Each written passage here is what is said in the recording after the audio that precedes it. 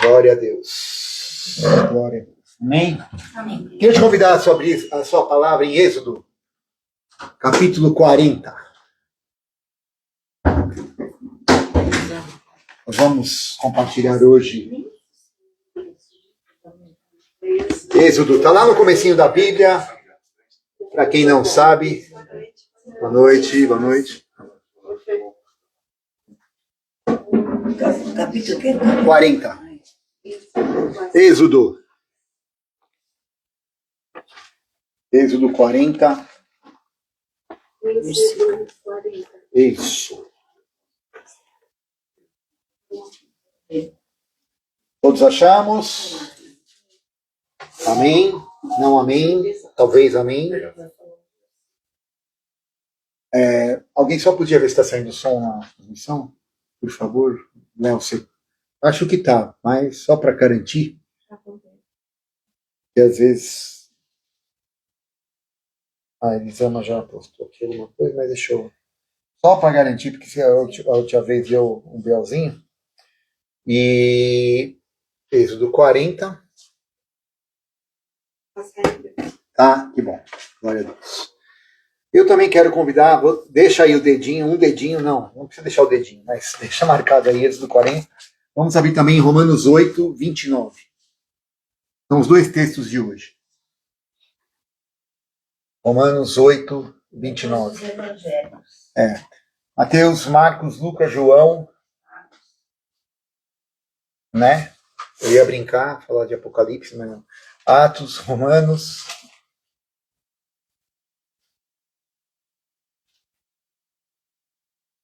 Está no Novo Testamento. São os dois textos que nós vamos ler hoje. Romanos 8. Glória a Deus. Quantos irmãos estão abrindo? Nas últimas 2 semanas eu estive ausente. Nós também não fizemos. Eu pretendia fazer a transmissão, mas eu não consegui ter tempo hábil, até porque eu estava 7 horas à frente no fuso horário. Então eu estava no futuro. Foi difícil voltar para o passado, mas tudo bem. E depois de 15 horas de voo, ainda estou em jet lag, ainda estou meio... Mas a gente vai ajustando. Então não deu tempo, não deu condições de fazer. Porque se eu entrasse lá no horário daqui, eu tinha que fazer de madrugada lá. E se eu fizesse no horário daqui lá, eu estaria aqui muito cedo. Então os irmãos ia dar um tilt aí. Então não deu muito certo a programação. Mas amém. A gente vai falar um pouco mais sobre isso. Então Romanos 8. Todos achamos? Sim. Vamos ler primeiro Romanos e depois nós vamos ler em Êxodo, tá bom? E eu vou trazer um pouco do que nós vivenciamos ali no Oriente Médio. Romanos 8, do versículo 29 em diante. Romanos 8, 29 em diante. Romanos 8, 29 em diante, ok? Os irmãos da galeria já chegaram ali, já se assentaram. Amém. Diz assim, versículo 29. Pois aqueles que de antemão conheceu. Quem que de antemão conheceu? Romanos 8, 29 em diante. Quem de antemão conheceu? Porque, pois aqueles que de antemão conheceu. Quem? Está falando de quem? Tem alguém aqui hoje? Deus, né? Então, Deus, que de antemão nos conheceu, também os predestinou para serem conformes à imagem do seu Filho, a fim de que seja o primogênito entre muitos irmãos. Aos que predestinou, também chamou. Aos que chamou, também justificou. Aos que também justificou, também os glorificou. Que diremos, pois, acerca destas coisas? Se Deus é por nós, texto famoso, né? Quem será contra nós? Aquele que não poupou o seu próprio filho, mas o entregou por todos nós, como não nos dará graciosamente, aleluia, é graça, com ele todas as coisas? Quem fará alguma acusação contra os escolhidos de Deus? É Deus quem os justifica. Quem os condenará? Foi Cristo Jesus que morreu e mais, que ressuscitou. Ele está à direita de Deus e também intercede por nós. Quem nos separará do amor de Cristo? Será tribulação, ou angústia, ou perseguição, ou fome, ou nudez, ou perigo, ou espada? Como está escrito, por amor de ti, enfrentamos a morte o dia inteiro. Somos considerados, e você que está vendo aí a luz piscando, não é uma rave aqui, tá? É só um problema na lâmpada. Não se preocupe, tá tudo bem. Depois a gente vai trocar a lâmpada. Quem nos separará do amor de Cristo? Será a tribulação, a angústia, a perseguição, ou a lâmpada? Não, também. Ou a fome, ou a nudez, ou o perigo, ou a espada? Como está escrito, por amor de ti enfrentamos a morte o dia inteiro. Somos considerados como ovelhas destinadas ao matadouro. Mas em todas estas coisas, aleluia, somos mais que vencedores por meio daquele que nos amou. Pois estou convencido de que nem a morte, nem a vida, nem os anjos, nem os demônios, nem o presente, nem o futuro, nem os poderes, nem a altura, nem a profundidade, nem ninguém em toda a criação será capaz de nos separar do amor de Deus que está em Cristo Jesus, aleluia, o nosso Senhor. Amém. Pai, essa é a tua palavra. Nós, nesta tarde e noite, nos achegamos com fome e sede. Pedimos que o teu Espírito ministre a cada um de nós, conforme te convém, e que nós não somente a ouçamos, venhamos a ouvi-la, mas também a praticá-la, a vivenciá-la, experimentá-la, e a permitir que ela nos transforme de glória em glória, para assim avançarmos no teu propósito, para que assim possamos, Senhor, seguir neste processo da predestinação, da justificação, do conhecimento, ó Deus, para que possamos também ser glorificados ao fim deste processo.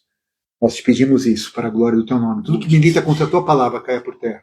Em nome de Jesus. Amém? Amém. O que tem esse texto a ver com Êxodo? Agora vamos voltar lá para o Êxodo. Nós temos um pet hoje nos assistindo também. Está tudo bem com ele. Está gostando aqui, está quietinho. Né? Está aqui embaixo, aqui, aleluia, glória a Deus. Esse aqui é o bonitinho. Como é que é?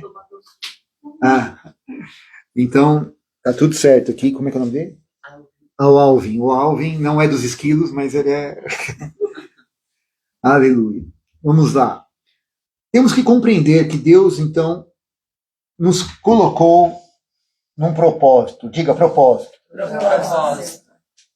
Nós não fomos chamados, nós não fomos criados, nós não acontecemos por um acidente, não importa a circunstância que eu e você entendamos ou viemos a saber que nascemos por algumas circunstâncias, alguns, né, tiveram a infeliz notícia, você foi um acidente, né, às vezes quando nasceu, ou não foi desejado, ou você, sei lá, qualquer seja a hipótese, ou passou por muitas situações na sua infância, enfim.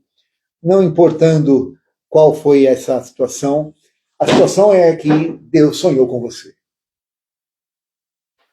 Não precisa pular agora, você pode pular no final, mas Deus sonhou com você. Aleluia. Glória a Deus por isso. Se Deus sonhou com você, Ele sabe porque Ele não pegou, fez você e depois colocou na cabeça o que eu faço agora com o que eu fiz. Ele tinha um propósito. Ele tem um projeto para mim e para a sua vida. E aqui nós estamos vendo isso. E aí o paralelo é que nós estamos fazendo aqui do tabernáculo. Para que foi feito o tabernáculo no Velho Testamento? Interrogação. Ok, então o tabernáculo significava para o povo que ali estava no deserto, estava seguindo ali o povo de Deus, o povo de Deus ali, era a tipificação, era a personificação de que Deus estaria no meio deles, ok? Amém? Amém. Muito bom. A Bíblia diz que o Velho Testamento é sombra do Novo. E nós sabemos que hoje, quem é o tabernáculo? Nós. Aleluia. Então nós somos o tabernáculo de Deus. Amém? Então Deus escolheu habitar em templos não feitos por mãos de homens, mas feitos por Ele mesmo. Então quem é feito por Ele? Nós. Então Ele mora em nós. Diga, Deus habita em mim. Deus habita em mim. Isso, agora diga com bastante fé. Deus habita em mim. Deus habita em mim. Isso. Crendo você, querendo ou não, claro que você precisa querer, mas ele não vai abrir mão de você, só se você desistir dele, mas ele não abre mão de nós. Glória a Deus por isso. Então precisamos entender que a semelhança do que aconteceu no Velho Testamento acontece hoje se nós permitirmos.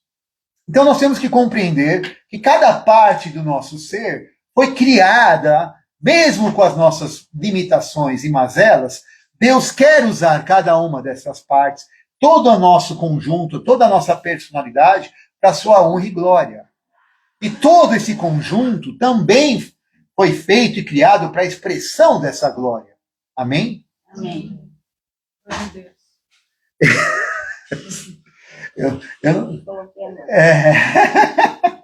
Então, se toda a nossa personalidade, se tudo que está em nós também é formatado para carregar a unção, a presença, a condição de expressão da presença maravilhosa, da glória de Deus, nós precisamos compreender se todas estas coisas estão alinhadas com este propósito. Porque o começo do versículo diz, predestinou, chamou, justificou e glorificou. Vamos entender se as nossas vidas estão seguindo esta ordem. Ok? Lembrando, sempre, nós não somos seres naturais, nós não somos corpo, nos esforçando para virar seres espirituais. Eu sempre vou repetir isso. Nós somos seres espirituais porque Deus é espírito e nos criou a sua imagem e semelhança. Então nós somos seres espirituais aprendendo a transformar, a trazer a glória de Deus para este corpo. E assim expressar a glória de Deus. Amém? Então, você não vai ser mais espiritual ou menos espiritual do que você já é. Você vai viver mais ou menos a vida, mais ou menos não é mais ou menos. Você vai viver mais ou vai viver de menos a vida de Deus em você, se você se quiser permitir Deus viver em você. Amém? Porque você já é um espírito, você já é um ser espiritual e a eternidade nos aguarda. Nós somos seres eternos. Este corpo está fadado a morrer, mas o seu espírito não. E morte, na verdade, eterna é separação de Deus, é estar onde Deus não está. Então, você e eu podemos já viver no inferno hoje.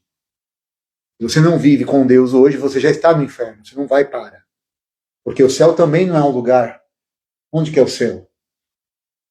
O céu é um estado, é onde Deus está. Se Ele está na sua vida, você já vive no céu. Né? Sua vida pode ser o céu aqui. Né? Porque Jesus disse, eu vim te dar vida e vim em abundância aqui. Não é no futuro. O diabo que jogou Deus para frente, lá no Éden, tirando Deus do dia a dia e jogando para frente. Mas isso é uma outra história. Vamos lá. Vamos ver então o texto de Êxodo 40. Depois disse o Senhor a Moisés: no primeiro mês do primeiro dia do mês levantarás o tabernáculo da tenda da congregação. Certo? Muito bom. Então lembrando, nós somos seres espirituais. Voltando aqui, rapidinho. Nós somos um ser espiritual. Então nós somos um espírito.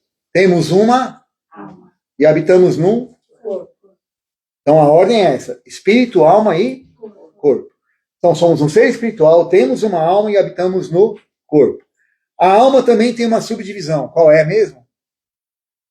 Mente, vontade e emoções. Então o que nós pensamos, a nossa psique, o que nós sentimos e o que nós queremos está na nossa alma. E aí que nós precisamos da ajuda do Espírito Santo, que já habita em nós, para transformarmos essa alma através da obra de Jesus na cruz. O impossível para nós era recebermos a salvação, porque estávamos separados de Deus. Jesus morreu na cruz e já nos religou. Já estamos agora com novo acesso através de Cristo Jesus, então nosso espírito pode ter vida. Agora cabe a nós a transformação e a salvação da nossa própria alma através da obra de Jesus. Vamos então entender. Versículo 3. Porás neste tabernáculo, já vamos fazendo paralelo conosco. Porás nele a arca do testemunho e cobrirás a arca com o véu. Depois você vai colocar a mesa e porás em ordem o que se deve pôr em ordem nela. Então colocarás nela o candelabro e acenderás nela suas lâmpadas. Porás o altar de ouro para o incenso diante da arca do testemunho. Pendurarás o reposteiro e a porta do tabernáculo. Porás o altar do holocausto diante da porta do tabernáculo e a da tenda da congregação. Porás a pia entre a tenda da congregação e o altar, e nela deitarás a água. Depois porás o átrio ao redor e pendurarás o reposteiro à porta do átrio. Então tomarás o óleo da unção e ungirás o tabernáculo e tudo que nele há, e vai consagrá-lo com todos os seus pertences e será santo. Ungirás também o altar do holocausto e todos os seus utensílios. Vai consagrar o altar e será santíssimo. Então ungirás a pia e a sua base e a consagrarás. Fará chegar Arão e seus filhos à porta da tenda da congregação e lavarás com água. Então vestirás Arão das vestes sagradas e ungirás e o consagrarás, para que me administre o sacerdócio. Para chegar seus filhos e lhes vestirás as túnicas. Os ungirás, como ungiste o seu pai, para que me administrem o sacerdócio. A unção lhe será por sacerdócio perpétuo nas suas gerações. E Moisés fez tudo conforme o que o Senhor ordenou. No primeiro mês do segundo ano, ao primeiro do mês, o tabernáculo foi levantado. Moisés levantou o tabernáculo, pôs suas bases, armou suas tábuas, meteu nele seus travessões e levantou as suas colunas. Então estendeu a tenda sobre o tabernáculo, pôs a cobertura sobre a tenda, sobre ela e em cima, como o Senhor lhe ordenara. Tomou o testemunho e o pôs na arca, meteu os varais na arca e o pôs no propiciatório em cima da arca. 21. Introduziu a arca no tabernáculo, pendurou o véu no reposteiro, cobriu a arca do testemunho, como o Senhor lhe ordenara. Tudo aqui Moisés está cumprindo o que Deus mandou. 22. Pôs a mesa na tenda da congregação, ao lado do tabernáculo, para que ao norte, para fora do véu. E sobre ela pôs em ordem o pão perante o Senhor, como o Senhor lhe ordenara. 24. Pôs a tenda da congregação, o candelabro de fonte da mesa, do lado do tabernáculo, para o sul. Acendeu as lâmpadas. 25. Aí, interessante que percebemos o que começa a acontecer aqui. Até então, ele estava colocando cada utensílio no seu lugar. Muito bom. Acendeu as lâmpadas perante o Senhor, como o Senhor lhe ordenara. Pôs o altar de ouro na tenda da congregação diante do véu e acendeu sobre ele o incenso de especiarias aromáticas, como o Senhor lhe ordenara. Pendurou o reposteiro na porta do tabernáculo, e pôs o altar do holocausto à porta do tabernáculo, a tenda da congregação, e ofereceu sobre ele holocausto, ofertas cereais, como o Senhor lhe ordenara. Estou lendo mais rápido porque é um pouco longo aqui. Pôs a pia entre a tenda da congregação e o altar e a encheu de água. Ok. E Moisés e Arão e seus filhos usaram para lavar os seus mãos e pés quando entravam na tenda da congregação e quando chegavam ao altar, levaram-no como o Senhor ordenara. Então Moisés levantou o átrio em redor do tabernáculo, e do altar do tabernáculo o reposteiro da porta do átrio. Assim Moisés acabou. Aleluia. Muito bom. Arquitetura celestial. Arquitetura. Por que eu fiz questão de ler tudo isso? Muito bom. Nós somos o templo do Espírito Santo e somos. E nós temos um espírito, uma alma e um corpo. Nós entendemos que o tabernáculo tinha 3 partes. Tinha o átrio, onde ficava a bacia de bronze, onde as pessoas se lavavam ali, viam o reflexo de si mesmo, aponta para se enxergar a palavra que nos mostra os nossos próprios pecados, e a gente então se lava. Para depois o sacerdote entrava num santo lugar, onde tinha a mesa, candelabro, a mesa com os pães, a lâmpada tinha que estar acesa para que ele pudesse comer o pão, e o pão fala do alimento da palavra, o candelabro fala da luz do Espírito Santo, que a letra mata, mas o Espírito Santo é que vivifica a palavra. E depois tinha o Santíssimo Lugar, que era coberto com véu, e ali você não enxergava nada, tinha só o incensário e a arca do testemunho. Muito bom. Tinha aqui as 3 partes, e nós vimos que essas 3 partes foram iniciadas. Por onde começou a montagem do tabernáculo? Qual foi o primeiro item colocado? Pergunta de Enem. Qual é a primeira coisa que foi feita quando ele começou a montar o tabernáculo? Não. Não. Está no começo do capítulo, versículo 3. Pronto, outra dica melhor que essa. Porás nele a arca do testemunho e cobrirás a arca com o véu. Ótimo. Qual é a primeira coisa que não pode faltar?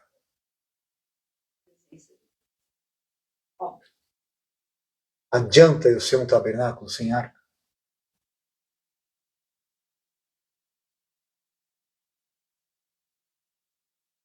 E muitas vezes a gente não está percebendo que nós lemos aqui em Romanos que Deus nos chamou, nos predestinou e tal, e a gente está querendo fazer tudo aquilo que está escrito, que Deus nos ama, nada nos separará do amor dele e tal, mas nós estamos querendo fazer tudo isso esquecendo da arca. Nós não estamos cultivando e tendo o maior zelo com a coisa mais importante. Não são as bases, não são as travessões, não são todos os utensílios. A coisa mais importante, a questão, e não é a coisa, a pessoa mais importante do tabernáculo é a presença dele. E aí nós vamos compreendendo que cada uma dessas coisas, da onde vem então, predestinar tem a ver com criar. Quando Deus pensou em nós, ele já nos pensou com um propósito. Então isso tem a ver com a criação. E aí esta criação, quando ele fala, quando ele pensa que nos criou, e as pessoas estão entrando aqui, estou acenando para elas, ele nos criou. Aí quando ele nos chama, ele colocar o chamado, vamos lá entender o que é o chamado. Ele começa a colocar as coisas em ordem. No versículo 5, aliás, no 4 já começa. Depois que você vai pôr nele a mesa. No 5, colocará neles o altar. No 6, porá neles o outro altar do holocausto. No 7, porás a pia. No 8, porás o átrio. No 9, tu vai pegar o óleo da unção. Ele começa a nomear as coisas, e estas coisas são o chamado. Ele chama essas coisas. Então, o que ele primeiro predestinou, ele criou para um propósito, ele começa a chamar e colocar essas coisas que ele chamou nos seus lugares.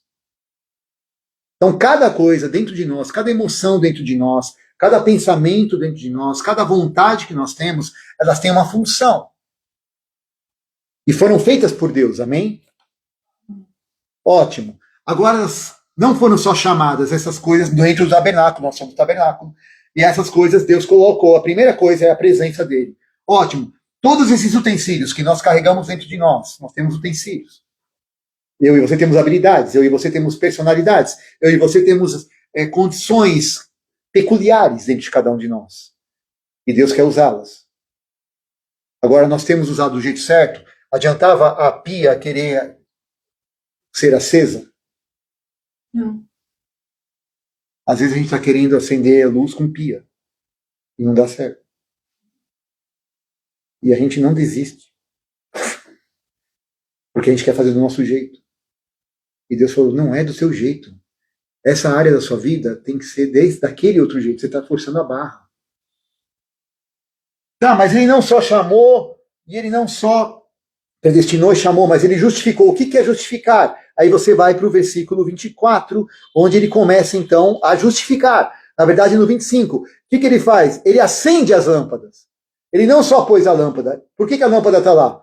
O que justifica uma lâmpada? Ela ser acesa. Por isso que eu fiz questão de ler o texto inteiro. Ele pega e acende a lâmpada. Depois, no versículo seguinte, ele não só acende a lâmpada, ele acende também no 27 o incensário. Então ele chamou e justifica porque tem incensário, vou usá-lo. Então, às vezes eu e você tem gente que é muito proativa, tem gente que às vezes é mais retraída, tem gente que às vezes tem um punch mais, tem gente que é mais analítica, tem gente que cada um tem a sua particularidade. Para quê? Por quê? Para a glória de Deus. Para que Deus seja louvado, para que Deus seja manifesto, para que a presença seja percebida, não para que eu e você vivamos em função de um templo vazio. De um templo que não carrega nada além de um espaço sem nada. E o que aconteceu? Ele vai então justificando. Você vai vendo, a pia, versículo 30, ele põe água para que a pia seja utilizada. Ele vai então justificando cada um dos utensílios. Então ele predestinou, ele chama, colocando as coisas no seu lugar, depois ele justifica o porquê que elas estão, e eu estou sendo bem rápido aqui, depois você lê em casa, para você entender e fazer esse paralelo. Está sendo claro aqui? Está dando para entender? Sim, está puxado. Hã? Está puxado? Não, a gente entende. Quem já tem Ok. Contato com esse da palavra. Mas alguém que nunca tinha lido esse texto? Mas eu estou entendendo. Tá entendendo? Ok. Tá entendendo? Ali tá entendendo também. Ok. Deixa eu ver. Alvin? Ok. Então, tá ali. Não, é que eu não virei ali, por isso que eu chamei. Bom, mas veja só. O ponto é, nós somos morada de Deus no nosso espírito. O fato é que quando nós não colocamos a nossa vida em ordem, queremos colocar a presença de Deus na nossa alma, queremos medir e queremos confinar, essa é a palavra, limitar Deus na nossa alma, na nossa mente, ou medir com as nossas percepções, ou avaliar nas nossas emoções a presença de Deus em nós estamos lascados. Porque Deus é infinito. Ele vai muito além disso. É porque quando a arca não está no lugar que tem que estar, nós vamos ficar tateando no lugar errado. E ele não quer que nós percamos tempo, porque ele não tem preciosismo, ele é infinito. Quem pode perder tempo aqui somos nós, não é ele. Ele está esperando de mim, de você, uma resposta certa, para que nós experimentemos o melhor dele para nós. E o melhor dele para nós é que nós vivamos o que ele tem de especial. E o que aconteceu de especial? Aí nós vimos lá em Romanos, predestinou, chamou, justificou. Mas não ficou nisso, ele glorifica. Quando? Aí vamos ver o final do capítulo, 34 em diante. No 33, Moisés acabou toda a obra. E no 34 acontece o seguinte, então a nuvem cobriu a tenda da congregação e a glória do Senhor encheu o tabernáculo. Tem alguém brincando com ele, por isso. Moisés não podia entrar na tenda da congregação, porque a nuvem estava sobre ela e a glória do Senhor, enchia o tabernáculo. E quando a nuvem se levantava de sobre o tabernáculo, os filhos de Israel caminhavam avante em todas as suas jornadas. Quando a nuvem não se levantava, eles não se caminhavam até o dia que ela se levantava. Assim, a nuvem do Senhor estava de dia sobre o tabernáculo e o fogo estava de noite sobre ele, perante os olhos de toda a casa de Israel em todas as suas jornadas. Amém, queridos? Amém. A pergunta que eu faço hoje é: Deus nos predestinou, Deus nos criou, nos chamou no nosso espírito, a nossa alma é justificada em Cristo Jesus e o nosso corpo vai ser glorificado quando eu e você entendermos que espírito, alma e corpo sejam alinhados. Nosso corpo também vai ser glorificado, é o que a Bíblia nos promete. A questão é, nós temos sido esse templo do Espírito. E eu tive ali uma experiência recente agora, onde a gente sempre ouviu falar do islamismo e outras situações, né? E lá estando, eu me dei conta do quanto nós estamos ainda engatinhando enquanto unidade de corpo de Cristo, em primeiro lugar. Se é que estamos engatinhando, né? Estou sendo até generoso. Porque em prol de uma visão, em prol de uma mentalidade religiosa, é verdade, mas de uma unidade de fé, pessoas usam o mesmo tipo de roupa, elas usam a mesma linha de raciocínio, isso em vários países, de 2 continentes, basicamente, e agora de vários outros. Durante 5 vezes ao dia, esteja onde estiver, elas seguem ali um ritual de fazer um momento de meditação e oração. Para fazer esse ritual, existem salas específicas em qualquer lugar público que você vá. Existem salas para preparação de lavar as mãos até os cotovelos e os pés até os joelhos, com cadeiras específicas lá de pedra, onde eles se lavam, para poder entrar na sala de oração. E se uma vez na sala de oração, isso não é uma piada, é sério, se por algum acaso até um flato eles soltarem, eles saem daquela sala para se lavarem novamente. E tamanha a reverência e o respeito que tem pelo que estão fazendo. E quando estávamos lá, havia a visita de não sei se era o sultão ou o presidente de um outro país, se não me engano do Irã, Então travou tudo ali e ele foi para a grande mesquita, onde o pessoal estava ali fazendo uma das orações. E os carros todos parados, o trânsito parado, as pessoas saíram dos carros, pegaram seus tapetinhos e estavam orando no meio do trânsito. Trânsito? Eu vi isso. E nós passando assim numa vicinal, estávamos ali. E se um deles perde uma dessas 5 orações, ele compensa num outro momento do dia. Né? Se ele tem o hábito de orar 5, 10 minutos, não importa, ele dá uma compensada. Aí eu fiquei olhando para aquilo. Meu Deus, a gente para pedir para um crente orar 10 minutos, uma briga para ler a Bíblia, então. E eles todos com o Alcorão, todos os hotéis, o Alcorão e o tapete. Todos os hotéis. Você abrir ali, tem um tapetinho, menores ou maiores, e o Alcorão. E já com tradução para inglês, em árabe e inglês. Então, assim, o quanto isso é levado numa seriedade. Bebida você não encontra em lugar nenhum. Lugar nenhum você encontra bebida.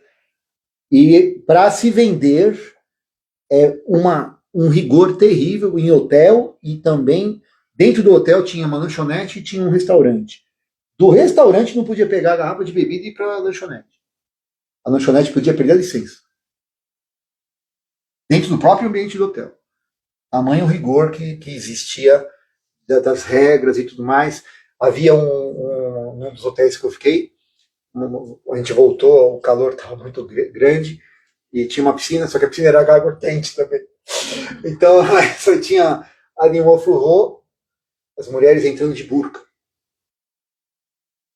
A percepção da valorização, as pessoas entendiam aqui a vendida pela mídia uma opressão, né?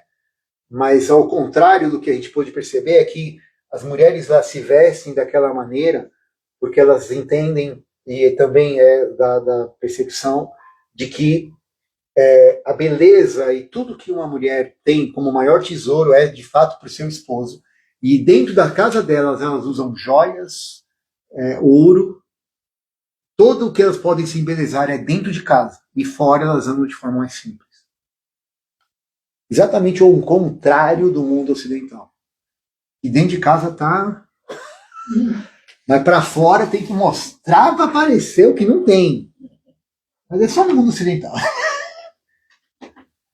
Aí você fica pensando, né, o paralelo disso com a igreja.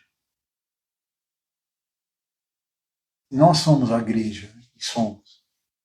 Será que a gente não está querendo parecer uma coisa que não somos? E um noivo? Então Deus começou a fazer, eu comecei assim, a cair tanta ficha, tanta coisa. E o Alcorão, por incrível que pareça, não muda em muita coisa dos princípios que nós temos. Os princípios de honra, os princípios de família, os princípios, obviamente, a adoração é equivocada no nosso modo de ver como entendimento, mas a questão de respeito, existem ali, são tribos, né? E ali tem os sunitas e os xiitas. Os xiitas, se não me engano, são os mais radicais.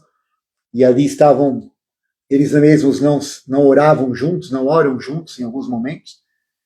E uma certa feita estava contando aqui um pouco antes de começarmos, estávamos ali no hotel, e uma moça estava vestida ali normalmente, pediu para olharmos ali os pertences dela. Quando ela voltou, perguntamos de onde ela era, ela também para nós, e começamos a conversar. Ela era do Iraque, o que nos causou estranheza, porque ela não estava de burca nem nada, e aí conversando, e ela começou a falar das coisas de política, de religião e tal, e começou a falar de Deus. E eu perguntei se ela era muçulmana, ela falou que era. E ao falar que ela era muçulmana, ela disse que não era radical, que achava um absurdo no mundo as pessoas, os governantes misturarem política com religião e usarem isso para manipulação dos povos. Falou o mal das mídias, né? A gente fala que, até brincamos entre nós, que não é só aqui que tem uma certa rede de televisão, mas é lá também, que manipula as coisas, enfim. Então, em todo lugar do mundo, ela falou, se você quer conhecer um lugar, vá ver, não confie no que você vê na mídia. E aí ela perguntou o que nós éramos, se nós éramos católicos ou ortodoxos. E eu falei, nós somos cristãos. E ela não sabia entender o que era cristianismo. Vocês são o quê? Aí eu olhei para o meu amigo e falei, ela não está entendendo. Aí eu falei, cristãos. E aí ele procurou lá na protestante. Ah, protestante. Ela já ia anotar. Eu falei, eu vou anotar para pesquisar o que é cristão. Aí eu parei, olha, nós somos seguidores de Cristo, né? We follow Jesus. E comecei a falar que Jesus tinha mudado nossa história, havia um antes e um depois, e que ele tinha nos dado um propósito. Ele tinha nos dado um motivo, uma razão, e por conta deste propósito que nós estávamos lá, e os olhos dela brilharam. E ela começou a falar, eu acredito muito nisso. Em propósito, em visão, em por que estarmos aqui, em respeito ao próximo e a um ser superior. E eu pude compreender que a Bíblia diz que de todas as línguas, povos e raças, muitos virão te adorar, Senhor. Nós não temos a concepção clara, mínima sequer, do que está acontecendo no reino de Deus. De que fomos chamados para ser esse tabernáculo e que às vezes a gente está tentando brigar para ser glorificado por nós mesmos, para buscar glória na nossa força, quando a gente não entendeu ainda que nós já somos predestinados por Ele, temos um propósito, que Ele nos chamou e nós estamos querendo nos justificar em nós mesmos, quando a justificativa vem para aquilo que nós fomos criados.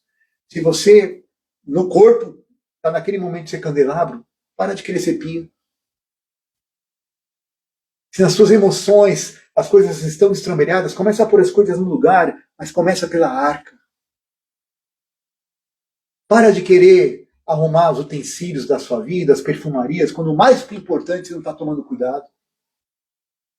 Quando o que é mais precioso está do lado de fora, está no relento, está jogado às traças. Você esqueceu de buscar a presença, você esqueceu de cultivar o seu relacionamento pessoal com aquele que te criou, que te deu esse propósito. Por mais que você saiba, conheça, ou diz que tem entendimento, já está aqui na minha alma, mas não é na sua alma, é no teu espírito. Perceba o que Deus está falando para você no teu espírito, porque talvez eu e você só temos conhecimento do que é cristianismo na mente, porque tem gente que nem sabe o que é, mas tem mais consciência do que é viver o cristianismo, mesmo não entendendo o que é. Foi o que a Siraquiana me ensinou. E ela, sem nos conhecer, sem nunca nos ter visto, se dispôs a nos servir. Falou, olha, se você precisar de uma intérprete do árabe para o inglês, pode me ligar a hora que você quiser. Estou à sua disposição, adoramos a conversa com vocês são muito gente boa. Sim, foi uma coisa assim que nós subimos e começamos a louvar a Deus e até nos emocionamos, porque que loucura. Encontramos alguns brasileiros e a gente começava a falar de negócios e vai daqui, vai dali, vai daqui, vai dali. Meu pai, minha mãe, Brasil, não, desviado.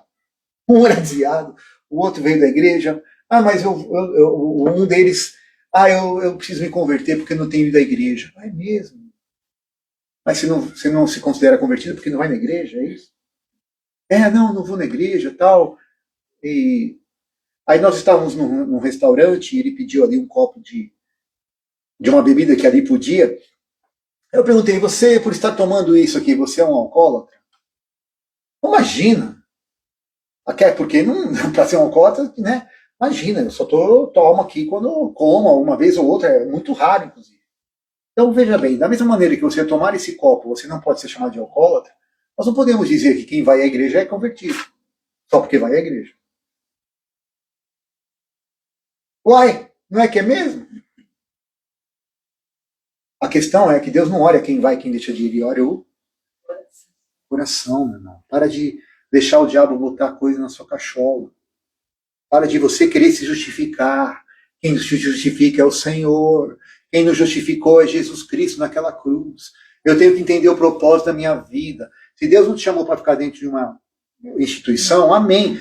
Viva em comunidade, pelo menos. Você tem que ter um grupo, você tem que ter uma família de irmãos para te apoiar. Isso Deus manda a gente congregar. Isso é a ordem de Deus. Deus não criou ninguém para ser imitão. Mas cada um tem um propósito, tem um chamado. Nem todos vão estar na frente de um púlpito, nem todos vão estar debaixo de uma liderança, sei lá. Aí Deus vai falar com você o que você tem que fazer, mas não queira você definir o que Deus falou. Ouça o que Deus falou. Vamos ser tabernáculos de Deus. E para encerrar, tem muitas coisas que foram acontecendo, algumas cômicas, outras não, entanto, mas um pouco que eu conheci dessa cultura foi de uma filha de sírios, brasileira, morando em Dubai, e os pais aqui no Brasil. Os pais não aguentaram voltar para o Brasil, ela fica lá. Ela tem 30 e poucos anos, toda ornamentada como muçulmana que é. E ela estava contando como que é essa cultura e o porquê. Ela falou que as mulheres decidem se usam o véu ou não. Não é uma obrigatoriedade. E, de fato, não eram todas que usavam. Algumas só deixavam os olhos à vista. Outras nem tanto. Nós fomos alertados a não olhar para as mulheres. Fomos alertados, realmente, não olhem, não fiquem... Não é normal homens ficarem olhando para as mulheres. Isso pode dar problema. Então a gente via uma mulher, já baixava a cabeça, porque não queria ser preso ou algo parecido. E então é uma cultura, além de diferente, muito, muito que nos impactou, principalmente pela questão do temor que eles têm por aquilo que eles creem. Quando eu digo temor, é o respeito, a seriedade e o compromisso. Posso dizer que isso me impactou de uma tal maneira que me fez rever demais os nossos valores. Demais. Eu acho que nós não estamos nem... Nós estamos a anos-luz disso. Anos-luz. Anos-luz dessa seriedade. E um dos motoristas, ali a gente até começou a numerar, né? 1, 2, eu cheguei no, acho, 14. Mohamed. Então, como eram vários, eu punha 1, 2, o 3, Mohamed 3, Mohamed 4, era todo mundo Mohamed. E a gente brincando assim, eu falei, Mohamed, você é o número 3, ele começava a rir. Era muito Mohamed, claro, tinha os Mohamed mais alguma coisa, a gente brincando com eles são muito receptivos, em Oman principalmente, onde a gente tem mais contato. E eles contando ali as coisas, mas a cordialidade nunca deixava uma brecha para que você, como brasileiro que somos muito brincalhões, ali estava um grupo de brasileiros, tinha umas 20 e poucas pessoas, avançássemos para esbarrar sequer na questão religiosa. E dava o horário, com licença, eles iam fazer a oração. Então, assim, aí eu fiquei meditando na palavra, né? O que a Bíblia nos diz? Para orar 5 vezes ao dia? Sem cessar. Em todo tempo. Meu Deus.